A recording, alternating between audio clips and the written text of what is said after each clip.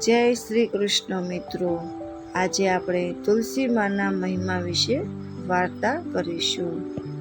તુલસી માતાની મહિમા ભાગ 1, જીવન બદલી નાખે એવી હૃદયસ્પર્શ વાર્તા. નમસ્કાર મિત્રો, આપ સૌનું હાર્દિક સ્વાગત છે. મિત્રો, આપણા હિન્દુ ધર્મમાં તુલસી માતાને માત્ર એક છોડ નહીં પરંતુ ભગવાન વિષ્ણુની પ્રિય અને પવિત્ર સ્વરૂપ માનવામાં આવે છે. કહેવાય છે કે જે ઘરમાં તુલસી માતાની નિયમિત પૂજા થાય છે ત્યાં સુખ, શાંતિ અને સમૃદ્ધિનો વાસ રહે છે. આજે અમે તમને એક એવી હૃદયસ્પર્શ વાર્તા સંભળાવવા જઈ રહ્યા છીએ જે તમને ભક્તિ, વિશ્વાસ અને પરિવારના પ્રેમનું સાચું મહત્વ સમજાવશે. તો ચાલો મિત્રો, વાર્તા શરૂ કરીએ. સૌરાષ્ટ્રના એક નાનકડા ગામમાં ગંગાબા નામની એક વૃદ્ધ વિધવા રહેતી હતી. તેમનો એક જ દીકરો હતો, મોહન. ગરીબી એટલી હતી કે ક્યારેય એક સમયનું ભોજન પણ મુશ્કેલીથી મળતું.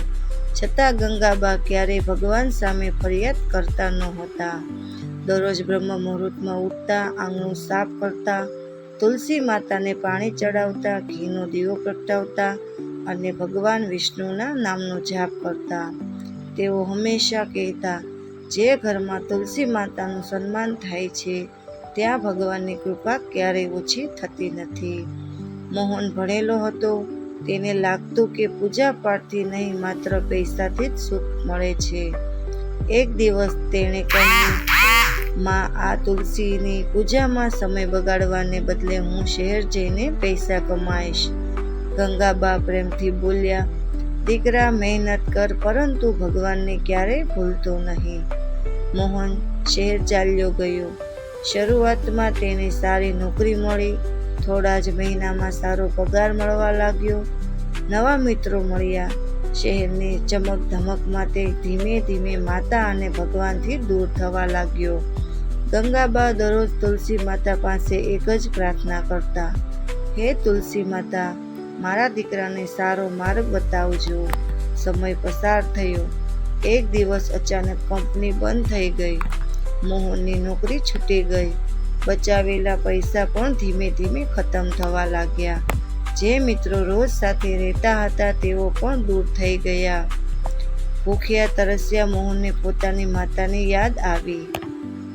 તે ગામ પરત ફર્યો. ગંગાબાએ દીકરાને જોયો અને કોઈ પ્રશ્ન પૂછ્યા વગર ગળે લગાવી લીધો. માતાનો પ્રેમ જોઈને મોહન રડી પડ્યો. તે બોલ્યો, માં, મેં પૈસાની પાછળ દોડીને તમને અને ભગવાનને ભૂલી ગયો. ગંગાબાએ તેના માથા પર હાથ ફેરવ્યો અને કહ્યું, દીકરા, ભગવાનનો દરવાજો ક્યારેય બંધ થતો નથી. બીજે દિવસે સવારે ગંગાબાએ મોહનને તુલસી માતાની પૂજામાં બેસાડ્યો. દીવો પ્રગટાવ્યો. શંખનો અવાજ સાંભળ્યો. મોહનની આંખોમાંથી આંસુ વહેવા લાગ્યા. તેને ઘણા સમય પછી મનમાં શાંતિનો અનુભવ થયો. તે દિવસથી તેણે નક્કી કર્યું કે મહેનત પણ કરીશ અને ભગવાનમાં વિશ્વાસ પણ રાખીશ. થોડા દિવસોમાં જ તેને નવી નોકરી મળી. ધીમે ધીમે ઘરનું સુખ પાછું આવવા લાગ્યું. ગંગાબા રોજ કહેતા, તુલસી માતા ચમત્કાર નથી કરતી, પરંતુ ભક્તના મનમાં વિશ્વાસ જગાવે છે. વિશ્વાસ જ જીવન બદલી નાખે છે. મોહનને માતાના ચરણોમાં માથું નમાવી કહ્યું, માં, આજે સમજાયું કે જીવનમાં પૈસા કરતાં ભગવાનની કૃપા અને માતાના આશીર્વાદ વધુ કિંમતી છે. ગંગાબાની આંખોમાં આનંદના આંસુ આવી ગયા. તુલસી માતાના દીવા સામે આખો પરિવાર હાથ જોડીને ભગવાનનો આભાર માનવા લાગ્યા.